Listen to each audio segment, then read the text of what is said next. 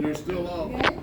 I can hear. You can hear me now? Yes. How do you feel about dirty comedy? Because I don't know if I have anything else. Ooh, all right. Oh, we got a couple of woos. Good.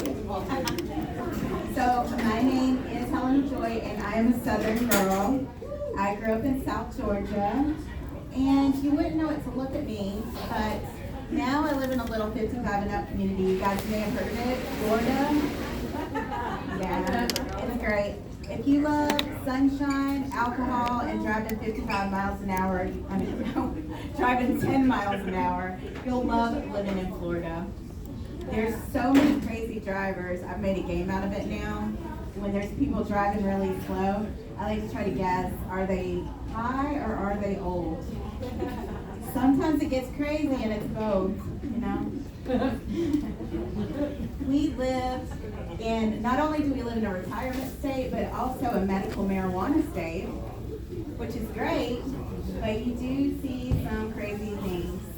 Like one day I was in the park and there was this really old man sitting on a bench, smoking a joint right there in the park.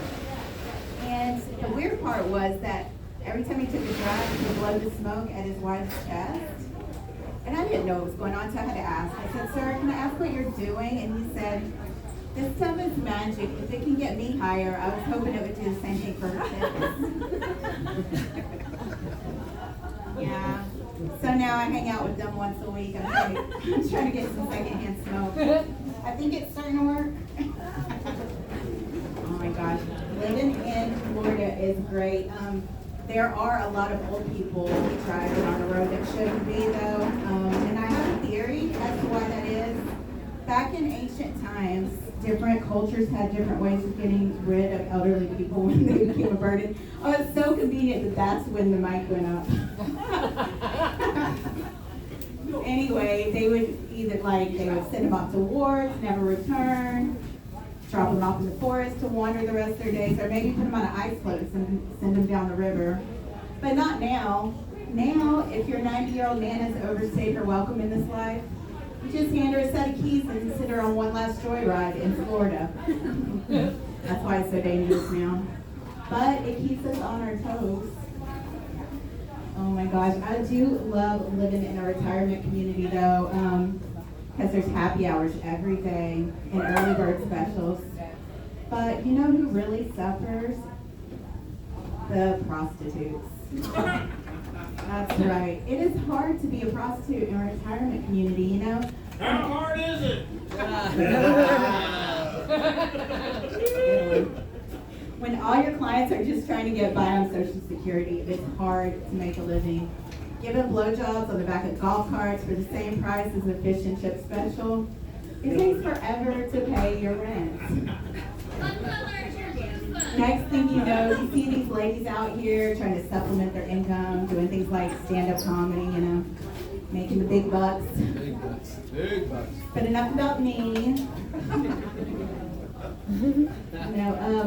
I'm glad to live in a retirement community because I just discovered I was getting old when I went out during spring break, and there were college kids everywhere. And my first thought was, when do 21-year-olds start looking 14? And why do I have a sudden urge to call these girls moms and ask them if they know their daughters are running around half naked? College kids are great though. They're fun, hope, optimism, and tequila. Plus, they can still have sex in the back of their cars without having to call a chiropractor the next day. So, lucky. They don't have to worry about the same things we do. Like, recently, I've been worried about my home security. I got freaked out one night thinking somebody might break in, so I decided I need a weapon. So I put a knife in my bedside drawer, which seemed like a great idea at the time, except, you know what else I keep in my bedside drawer? Yeah, my toys. So now if I get startled in the middle of the night, I have a 1 in 10 chance of actually pulling out a knife. I just hope, I think the mic went off. Sean. Hello, okay. I just hope those vibrators are strong enough to stun an intruder long enough for me to get away. Maybe I'll squirt lube in their eyes, I don't know, I'm still working it all out. So another fun fact about Florida, they say you can't watch Pornhub anymore because it's banned. But that's not true. You can. You just need this program called a VPN. Now, I don't claim to know what it is, how it works, the magic of it all. All I know is when I click on it, Pornhub thinks I'm in Canada and I get to watch Canadian porn. And let's just say the maple trees aren't the only things getting tapped over there. It gives a whole new meaning to Mounties. But it's really, Canadian porn is the nicest porn I've ever seen. And I can tell I've been watching it too much because now every time somebody's really polite to me, I get horny. Plus my boyfriend keeps asking me why I'm wearing so much flannel lingerie.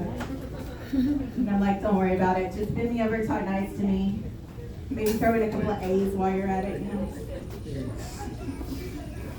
Oh my goodness.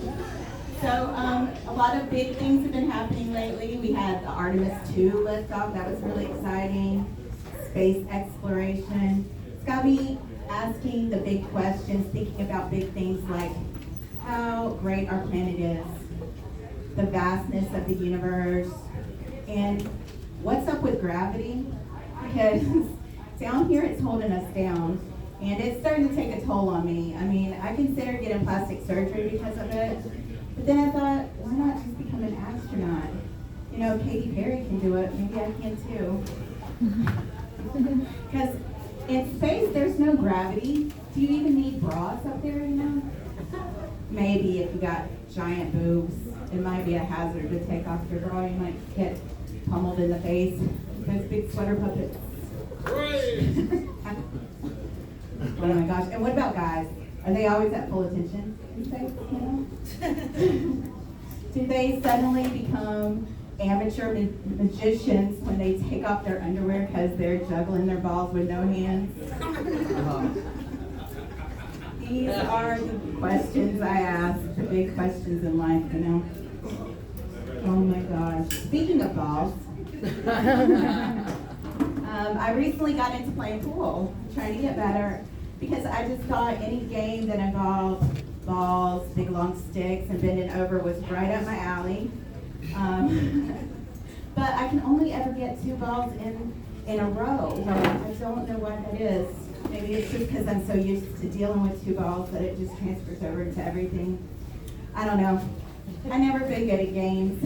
I've never been good at sports. I didn't play any sports in high school or anything. But I do think I missed my calling with one sport in particular, high school wrestling. Yeah.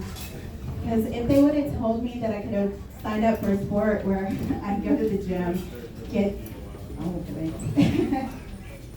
Yeah.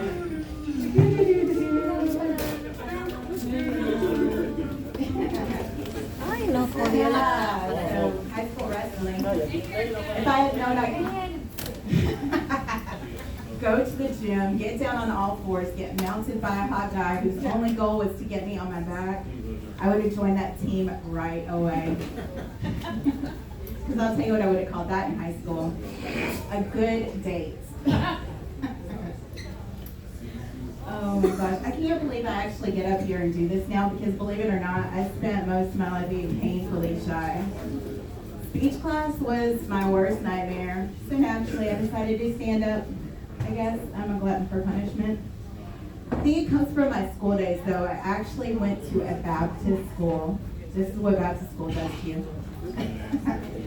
Yeah, but you've heard of Catholic guilt. Well, they have Baptist guilt too, it's real. Because most people, when something bad happens to them, they think, why God, why do bad things happen to good people? Not me. When something bad happens to me, I automatically assume at some point I've done something bad to deserve it and I'm being punished.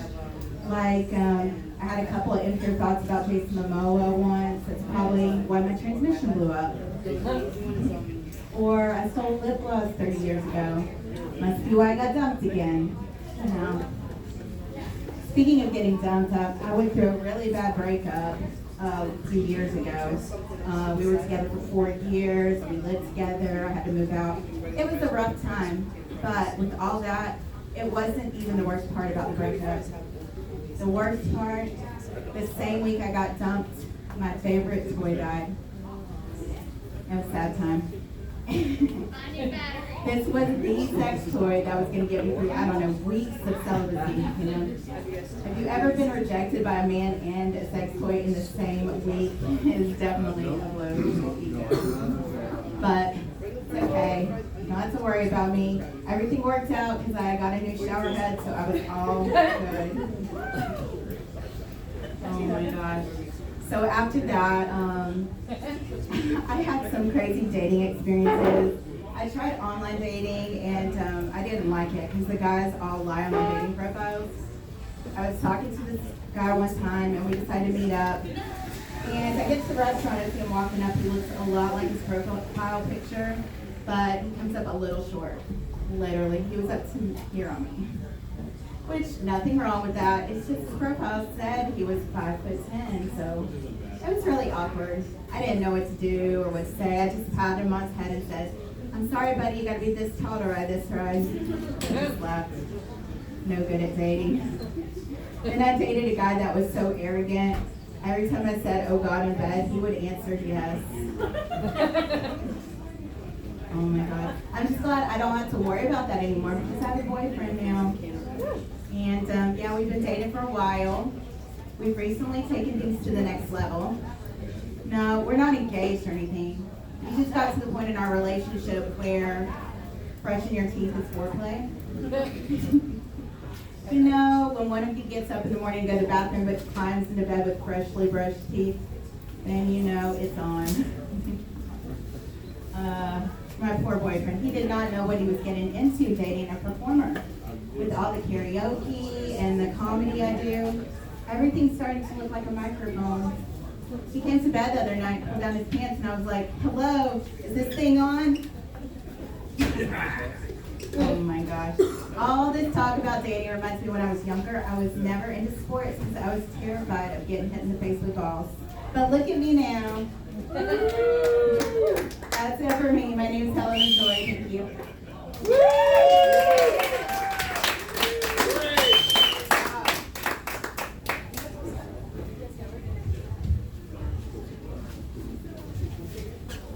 Helen of Joy, everybody. Give up, let's hear it for her.